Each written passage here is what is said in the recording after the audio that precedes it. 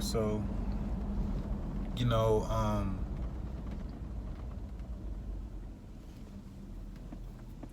shit is real, man. Shit is real. Sometimes we may not realize how much we're not loving ourselves, how much we're not um, having self care, self love, you know. And one of the key things to that is just something as simple as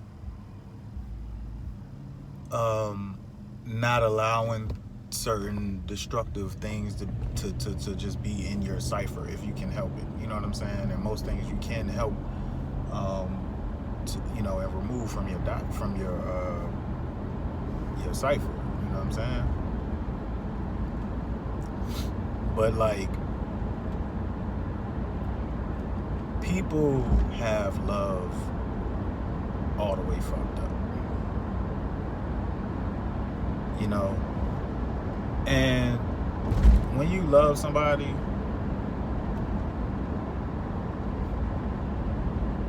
you shouldn't be allowing yourself to just unload your anger. You know what I'm saying? Just get mad, just get angry, and just let that energy take control. Some people think that it's okay to allow anger to take over. Okay? But, they feel it's okay to let anger take over just because they have the right to be angry. Well, I know that, everybody got the right to be angry. However, the way I view that is I don't want to ever allow anger to consume me and take over. That means that I'm not the center. I'm not in control of myself. You know what I'm saying? And I'm being ruled by whatever is magnifying the anger. Whatever situation that is, whatever person that is, or whatever that is that's making me be angry is actually ruling at that point. So you don't want to submit your will to outside circumstances, allowing them to dictate how you feel on the inside, and then take over you and make you do stuff on the outside. Okay? Not to mention that it interferes with any type of positive goals that you may have put out to the universe that you may want to manifest. It's interfering with all of that. Pete, let me say it again. All right? So allowing yourself to just go whatever way emotionally means that you're interrupting what you're putting out positive that you truly want to manifest, how you really want your life to be, how you really want to be as a person, how you just every facet of your life that you're wanting, right? Because life is going to always give you a reflection, of your inner feeling, your inner mindset. So you don't want to be projecting those strong emotions like that, because if you think about it, negative emotions, most of the time, we amplify them way more than positive. Example, positive is like, and I'm just gonna use something simple, like I want a new red Mustang, 2012, with the drop top, right? So if I'm putting that out there, then and every day, doing law of attraction and stuff just to try to stay in alignment with it, then you're on track to receive what it is that you're putting out, right? So now, if that gets disrupted, right, by external things disrupting that, causing you to feel inadequate, somebody telling you you ain't shit, somebody telling you you're not worthy, somebody, or you dealing with a situation that makes you feel like you're not worthy, or like you're less than, or any type of negative emotion. Those emotions are so much stronger than the conscious thought that you put out for the red Mustang that you want, right?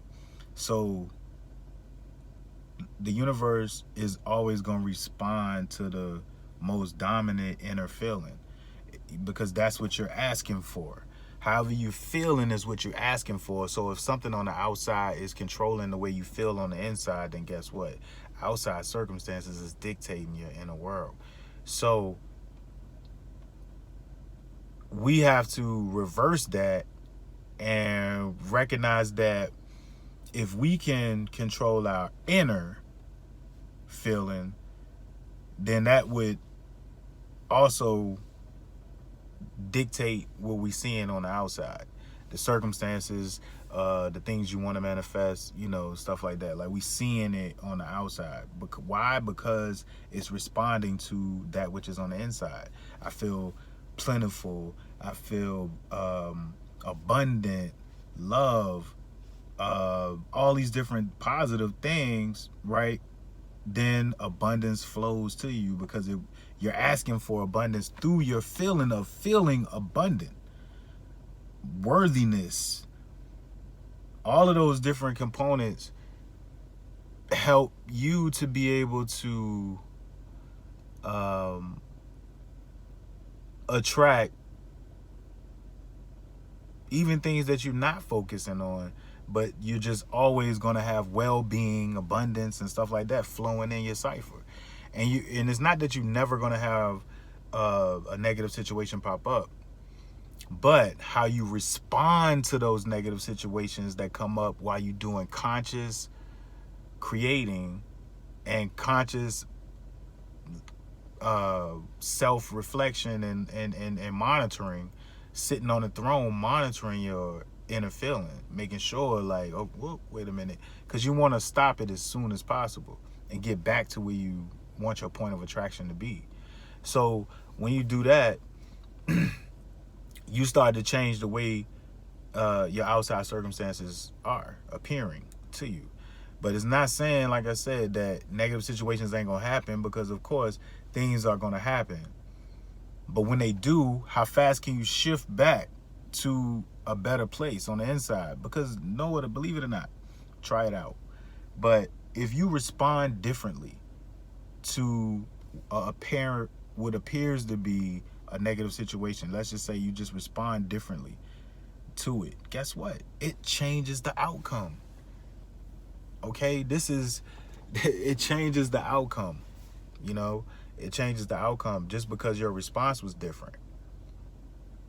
If it doesn't rile you up like that, then it's not going to interfere with the balance that you have set, so you still can be in alignment to stay feeling good and stuff like that. You just recognize this is just something, that I got to take care of.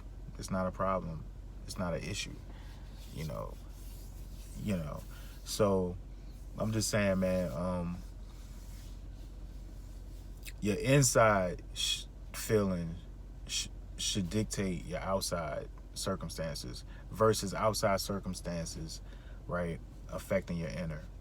Because if outside circumstances affect your inner and how you feel, then everything on the outside, it has the capability to control you. And in doing that, it can alter the way your circumstances are shaping up for you in life. You know what I'm saying?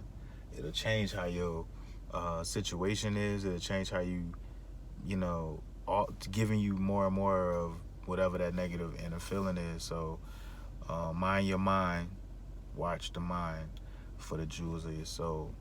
And as a man thinketh in his heart, so is he. As a man thinketh in his heart, so is he.